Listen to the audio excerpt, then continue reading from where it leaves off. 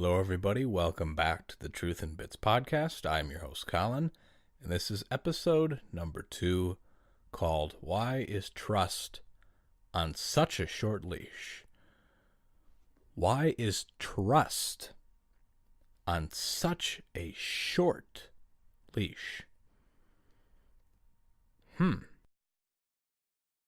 This was a question that sort of came to me from just an accidental being in the right place at the right time sort of thing. And it's something that is in a lot of our lives that we don't think about a lot. As I had mentioned before, I am a substitute. I hate that word. I am a substitute teacher. And I'm in a lot of different classes, a lot of different age groups, and a lot of different life lessons are taught to kids of younger ages and so on and so forth.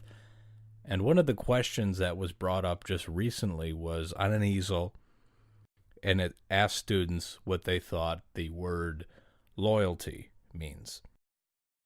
And the students put what they thought loyalty means, and the instructor / teacher, whatever you want to call them, said that loyalty is trust, that it takes a very long time to build up, and it is very easy to take it down. And when I heard that, I was thinking, why? If it takes a really long time to build up, and it's supposed to be strong, and it's supposed to be sturdy, and it's supposed to be stable, why is it so easy to take it down? Why?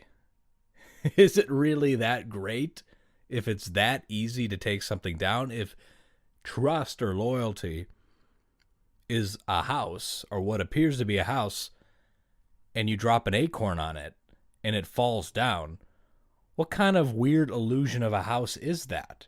Can't be that great of a house.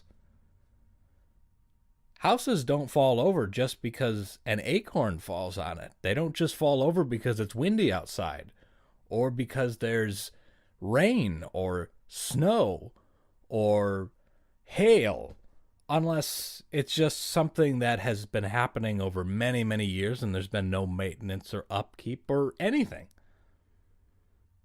If trust is supposed to be built up brick by brick, cement slab by cement slab roof, and it's supposed to be a strong, sturdy foundation, why is it so easy to take it down?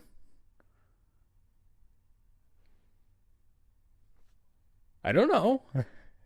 There's a couple of different things. It could be that it just was never really that good to begin with, that you could build something that appears to look like a house, but if the walls are made out of popsicle sticks, and the foundation has a bunch of cracks in it, and the roof is made to look like a roof, but it's like the cookie batter sheet, those wax sheets, yeah, an acorn could probably drop on it and break it. It's just not built very well.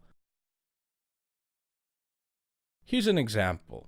This example actually comes up. I've seen it on TV. I've heard of it in real life. Weddings.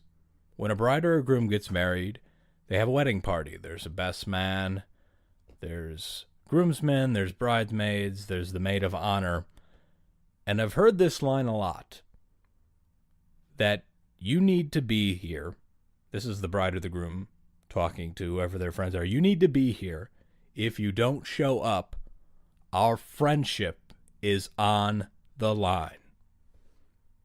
If you don't do this for us, this friendship is on the line. If it's on the line in that context, it's on the line, and at the end of the line, there is a lot of dynamite that is ready to blow up something that was supposed to be built well. But it couldn't have been built that well. Why was everything put on the line in that moment, in that context? Why? It couldn't have been that great of a relationship There were cracks in it. The foundation wasn't stable. The roof was built wrong. For everything to be put on the line like that. If it's supposed to be strong, it shouldn't just be put on the line. I don't know. It also seems to go into another example of sibling arguments. There's some siblings that get into one bad argument and they don't talk for like 8 years, 10 years. Just ridiculous amount of time. If that relationship is supposed to be good, what happened in that one conversation that it destroys a relationship that's been built over an entire lifetime? It's just that the only explanation is that it couldn't just have, it wasn't that great of a relationship. It just couldn't have been. Even a movie example, a cinematic example, is The Godfather. Now, there are spoilers ahead if you haven't seen The Godfather Part 2. Don't listen. But in the first Godfather, Fredo talks out of line when Michael Corleone, who was just made the head of the criminal organization that they run, had tried to buy out Mo Green's casino, and Fredo publicly said he didn't like it. And then Michael Corleone said, Fredo, you're my brother, and I love you. But don't ever take sides against the family again. Ever. So right there, because Fredo was just out of place one time, the relationship was on the line. And the second time in The Godfather Part 2, where he got frustrated with Michael Corleone, it was his undoing, saying that, I'm smart, I feel disrespected, blah, blah, blah, blah, blah, blah. Another argument, and then all of a sudden he orders his brother to be killed whenever his mom dies. So that was just 2 strikes for what was supposed to be a really strong relationship.